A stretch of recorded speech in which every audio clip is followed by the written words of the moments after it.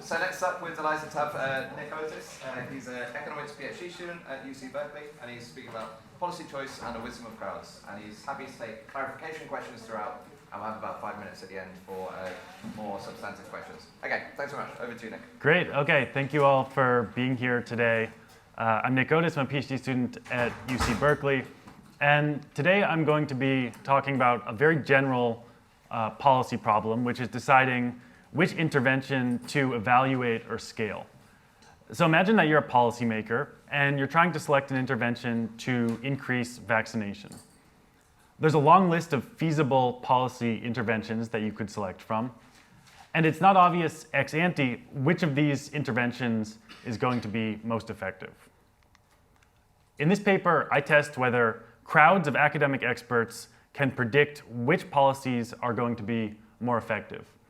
If accurate, we could use these predictions to think about how to prioritize interventions for testing in randomized experiments, or as a standalone policy choice mechanism for circumstances where randomized experimentation isn't possible. I'm going to test the ability of crowds to rank pairs of policies using data that combines over 9,000 predictions of the results of these randomized controlled trials with gold standard causal evidence. I'll use this data to answer two questions. First, how well can individual experts predict which of two policies will have a larger causal effect? And second, what are the returns from asking additional forecasters, pooling their predictions together, and using this crowd forecast to rank pairs of policies? The talk is going to be broken up into two parts. In the first part, I'll go through an example looking at just two policies in an experiment designed to increase vaccination in Sweden. And in the second part of the talk, I'll present a more general set of results, which will look at 161 of these policy comparisons over 9,000 forecasts from 863 forecasters, spanning 7 large randomized experiments. So in this example study, which is now published in Science, the authors are testing a bunch of interventions designed to increase COVID-19 vaccination. We're going to focus on just two of these interventions, which are a small financial incentive conditional on receiving the COVID-19 vaccine of around $24 and information about the safety and efficacy of the COVID-19 vaccine. So both of these interventions are evaluated in this large experiment. They're both compared to a control condition. And here are the results of this trial. On your left, we have the effects of the information intervention, which leads to a 0.7 percentage point increase in vaccination, and this is non-significant. On the right, we have the financial incentives intervention, which leads to a large boost in vaccination, just over 4 percentage points.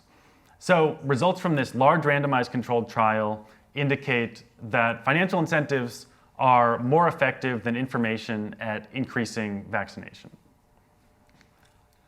Next, we're going to look at whether academics are able to anticipate these results. Can experts predict that the financial incentives intervention will be more effective than the information intervention at increasing vaccination? I'm going to use predictions from 52 experts who provided their responses before the results of this study were made public. These predictions were made independently by experts through a simple email survey. And as with the other 6 studies, these experts are primarily economics faculty and PhD students. So we're trying to see if these experts forecast that the financial incentives intervention will be more effective than the information intervention. We're going to evaluate the performance of crowd predictions using the following procedure. First, we're going to take the full sample of 52 experts, and we're going to bootstrap sample C forecasters from that full pool of experts. So we're sampling forecasters with replacement from that group of 52 experts. Then for each bootstrap sample of experts, we're calculating that crowd's average predicted effect for the information intervention and for the financial incentives intervention. And we say that that crowd has made the correct policy choice if their average prediction is larger for the financial incentives intervention than for the information intervention.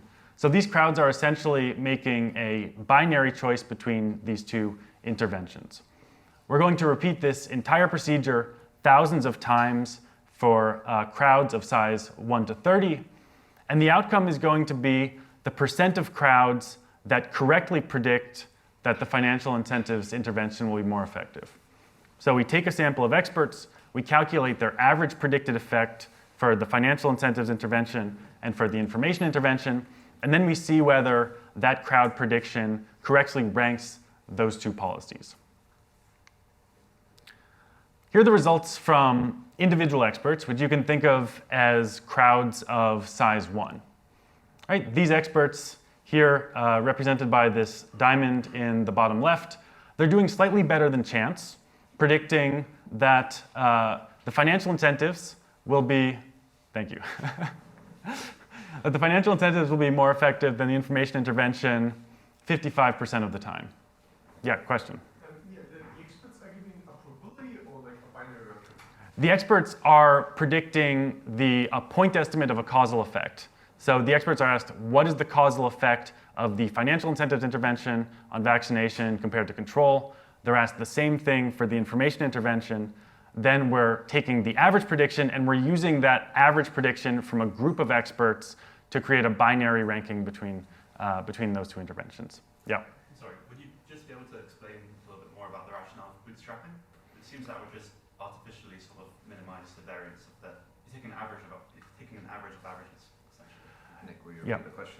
Yes, absolutely. So the question here is basically, I think, is this kind of a mechanical result from taking bootstrap samples of experts? Is that right? Mm-hmm. Okay, great. Yeah, so the performance of crowds of experts are evaluated at the crowd level. So you can think about the performance of,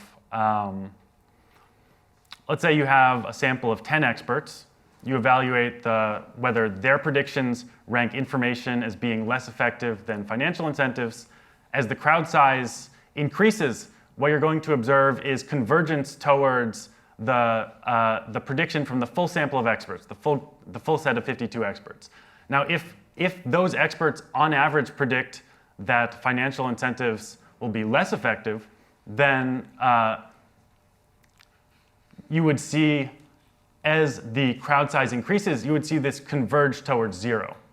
So basically, the convergence either towards 100% or towards 0 is a function of the empirical distribution of experts' beliefs and not a mechanical result from aggregation. Okay, so here's the performance now going from crowds of size 1 to crowds of size 30. Individual experts are doing slightly better than chance, but when we take the predictions of experts and we pool them together, we see substantial improvements in the ability of these crowds of experts to rank pairs of policies. Crowds of size 10 are ranking pairs of policies correctly 95% of the time, and crowds of size 30 are identifying financial incentives as the more effective intervention nearly 100% of the time. So that's two policies from one randomized experiment. Now I'm going to present the full set of results, which will cover 161 policy comparisons from 7 experiments. So this is a much more general set of results. I'm not going to be able to talk through the details of all 7 experiments, but I do want to highlight a few features of these studies. First, the settings and interventions are very diverse. They range from interventions in Kenya looking at the effects of cash transfers benchmarked against various psychological interventions, to study in Jordan looking at the effects of soft skills training and wage subsidies on female labor force participation, to the effects of vaccination, different interventions to increase vaccination in Sweden. We already discussed 2 of these interventions, to a variety of studies that are looking at the effects of short nudges. So this is a very diverse set of studies and interventions.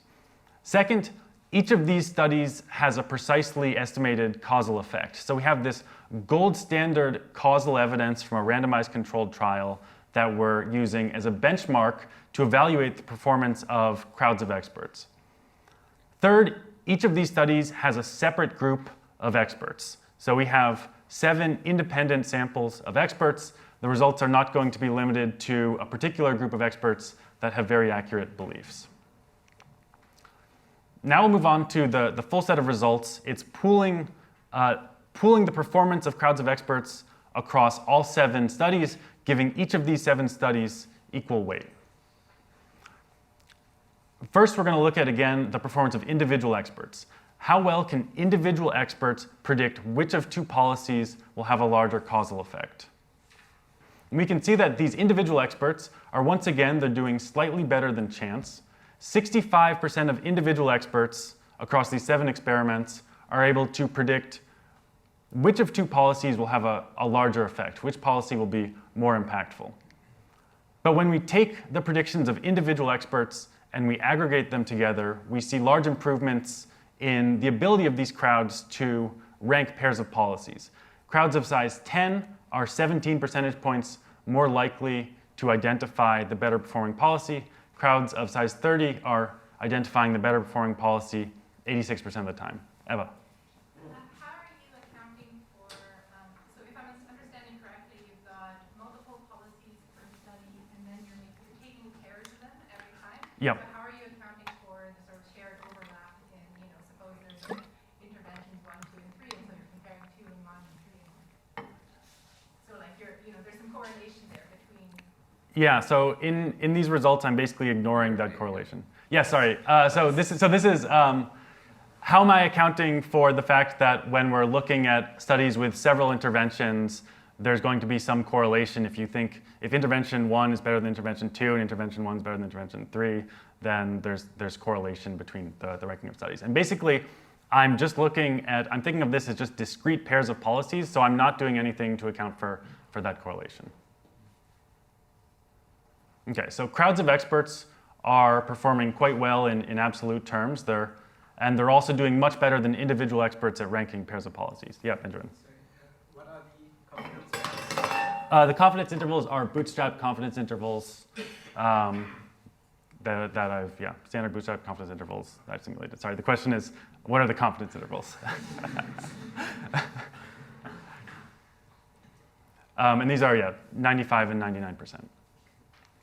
Okay, so far, I've been saying that policy A is more effective than policy B if policy A has a larger treatment effect than policy B. But in some cases, policy A will be trivially more effective than policy B. We might be especially interested in comparisons either where the magnitude of the effects between policies is large or where the results are less noisy.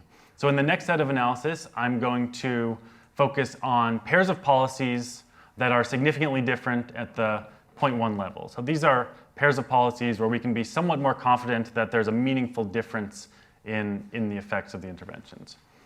And when we look at these pairs of interventions that we're somewhat more confident in the differences in effects, we see even larger wisdom of the crowds effects. Now, crowds of size 10 are identifying the better performing policy 88% of the time. Crowds of size 30 are identifying the better performing policy 92% of the time. Yeah.